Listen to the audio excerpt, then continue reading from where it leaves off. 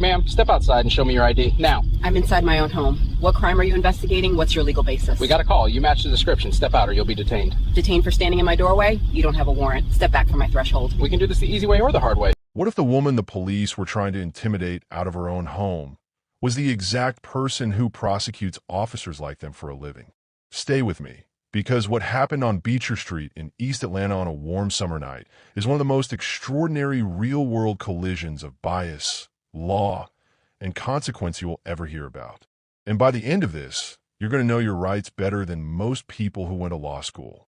It starts the way these things always start. Quiet neighborhood. Ordinary night. A call goes out.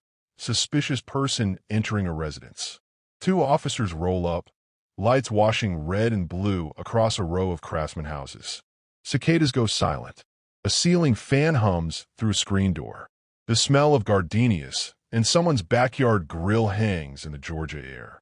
And standing in her own doorway, bare feet on hardwood, reading glasses pushed up into silver-streaked locks, one hand resting easy on the doorframe, is a 61-year-old woman named Dorothy Calloway. She is not panicked. She is not aggressive. She is watching the two officers approach her porch with the calm, quiet focus of someone who has spent her entire career in rooms exactly like this one. Officer, before I do a single thing, I need you to explain the legal basis for demanding my identification while I'm standing inside my own residence. The officers exchange a glance. One shifts his weight. The other drifts his hand closer to his belt, not grabbing anything, just letting it hover close enough to mean something. We received a call. You match the description. Step outside. Dorothy does not move. She looks past them down the block. A neighbor's blinds tilt open. Across the street, a phone screen glows from inside a parked car. I am not obligated to provide identification without reasonable suspicion that a crime has been committed. What crime are you investigating?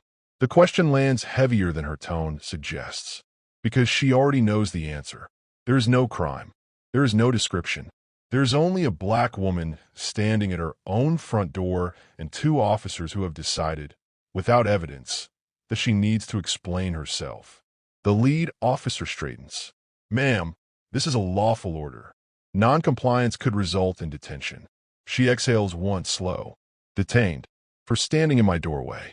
You're being uncooperative, he says. And that word, uncooperative, is doing a lot of work right now. Because what it really means is you're not doing what we want. And in that gap between what they want and what the law actually allows, everything that happens next is born. A neighbor steps onto their porch. Phone raised, screen glowing chest high. A door opens further down. A woman in pajamas. An older man in a yard chair who has given up pretending to look elsewhere. The street is watching itself now. Officer, Dorothy says evenly, I am cooperating. I am asserting my constitutional rights. Those are not the same thing. The lead officer takes one step forward, stops at the threshold, drops his voice. We can do this the easy way or the hard way. She does not step back. She tilts her head slightly and studies him the way a surgeon studies a scan, looking for exactly what she already suspects is there. You're standing at the entrance to my home without a warrant and without probable cause. I'm asking you to step back. Red and blue light pulses across her face, across the white trim of the doorframe, across the badge on the officer's chest. The second officer clears his throat. Ma'am, just show us your ID and this is over in 30 seconds. She turns her eyes toward the phone, recording from the driveway across the street. Then back. Everything happening right now is being documented. You are about to make a decision that will follow you for the rest of your career. Nobody on that street knows who she is. All they see is a black woman at her own front door being ordered to prove she belongs there. The officers are seconds away from finding out exactly who they have been talking to.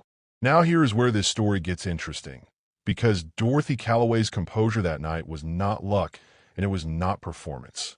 It was the product of a life that had been teaching her this moment since she was a child.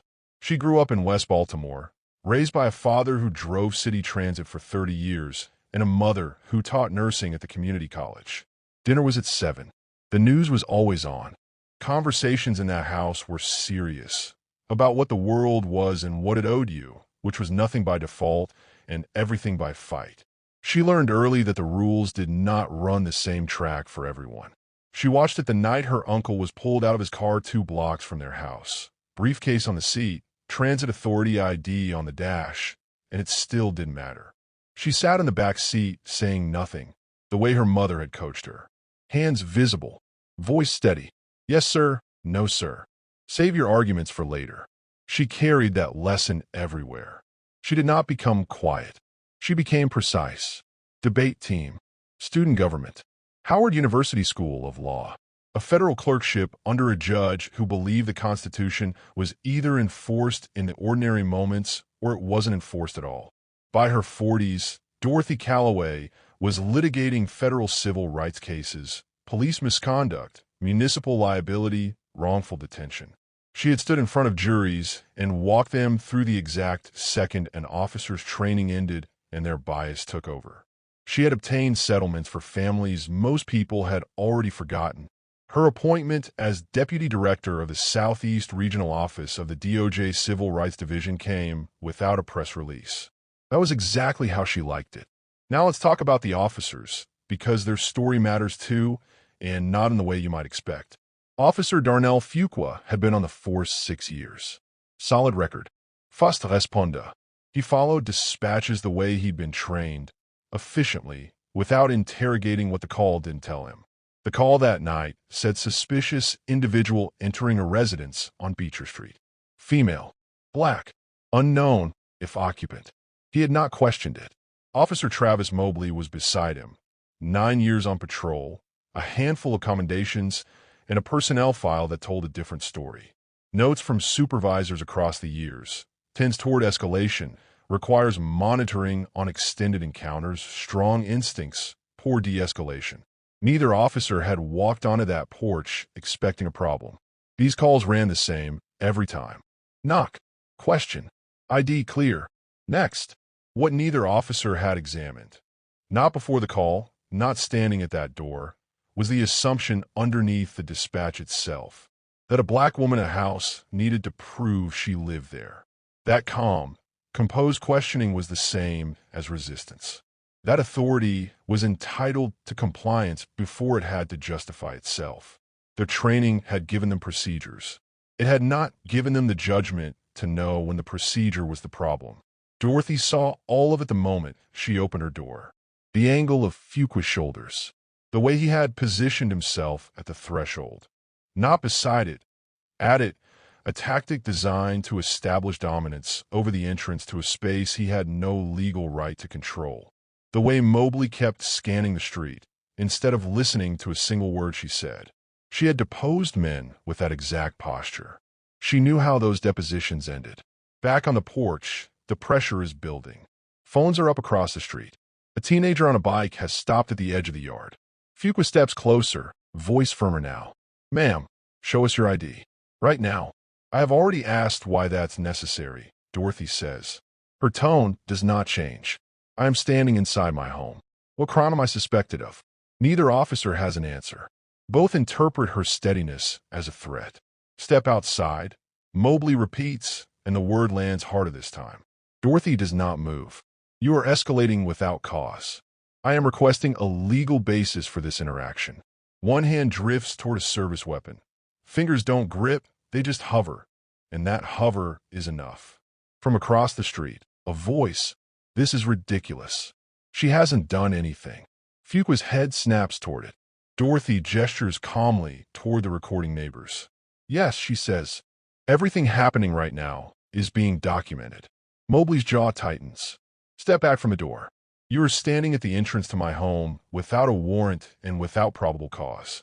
Her eyes hold his. That is not lawful. And you know it. The street has gone still in the way streets go still when something irreversible is being decided. And then Dorothy Calloway reaches slowly to the shelf beside her door. The same place she puts her keys every single night and retrieves a badge wallet. She opens it with both hands and holds it forward at face level so the porch light catches it clean. Federal credentials. The seal of the United States Department of Justice. Civil Rights Division. Her photograph. Her name. The holographic seal turns in the warm Georgia air. Both officers go very still. Fuqua leans forward. His confidence doesn't leave all at once. It drains. Mobley takes a half step back. The certainty that has been driving every word for the last 10 minutes. The certainty that she was wrong to resist, that authority required her compliance before explanation. That certainty is simply gone. Sergeant Paulette Okafor arrives at the scene and reads it in about 4 seconds. 22 years on the force. Known across the precinct for arriving quietly and leaving situations far cleaner than she found them. Her voice is not loud. Officers, step back. She looks at the credentials. She looks at Dorothy. Mum, apologize. This should have been verified long before any of this happened. Dorothy lowers the badge wallet and nods once. I need all body camera footage, all radio logs, and complete incident reports documenting everything that occurred tonight. Every word, every moment. Fuqua's face has gone the color of concrete. Mobley exhales and looks at his own hands like they belong to someone else. We didn't realize, he says, and for the first time tonight, that is the most honest thing anyone on that porch has said. Dorothy's eyes remain steady. You had the authority to investigate a call. That is correct. You did not have the right to escalate, intimidate, or attempt to compel a resident out of her own home without cause. Every second was recorded. That record goes forward now. The neighbors stay on their porches. Phones are still up. Dorothy steps back from the threshold, not retreating, returning. She is no longer under threat. The officers are left standing under a porch light on a quiet street, in front of an audience that recorded everything, with the full weight of what they have done beginning to settle over them like weather. The footage is online before midnight, for separate angles. The door, the badge, the withdrawal, Sergeant Okafor arriving. By the following afternoon, it has traveled through legal commentary accounts, civil rights organizations, local news stations, and national media. Analysts break down each exchange frame by frame. The absence of probable cause, the unlawful escalation, the moment a federal civil rights prosecutor held her own credentials up to officers who had spent 10 minutes trying to remove her from her home. A formal complaint is filed. Unlawful detention, civil rights violations, intimidation under color of law, failure to establish probable cause before escalation. Each charge is supported by body camera footage, for phone recordings, and statements from 11 witnesses. Internal Affairs opens a full investigation within 72 hours. Both officers are placed on administrative leave. The review finds exactly what the footage already showed. No verification of the initial call, no confirmation of identity before escalation, and a pattern in Mobley's conduct that lines up cleanly with every note already in his file. The union appeals. The evidence leaves no room. Mobley is terminated. Fuqua receives a formal suspension and mandatory retraining. The City of Atlanta announces a procedural overhaul. De-escalation certification requirements, credentialing verification protocols, expanded civilian oversight with real authority over misconduct complaints. Dorothy Calloway does not speak to the press. She submits a formal recommendations brief to the department and 2 state legislators, and she goes back to work. Because for her, the individual incident was never the point. The structure that made it possible, that is the point. That is always the point. Now here's what you need to take from this, because this is the part that could protect you one day. Under the 4th Amendment, police cannot demand identification from a person standing inside their own home without reasonable suspicion that a crime is being committed. The threshold of a residence is legally protected space. Curtilage law, which covers your porch, your doorway, and the area immediately surrounding your home, reinforces that simply standing at your own front door does not waive those protections. You do not have to step outside because an officer tells you to. You do not have to hand over your ID because someone in a uniform says the word compliance. What you do have to do is stay calm, because the moment you give them an emotional reaction, you hand them a narrative. Speak clearly.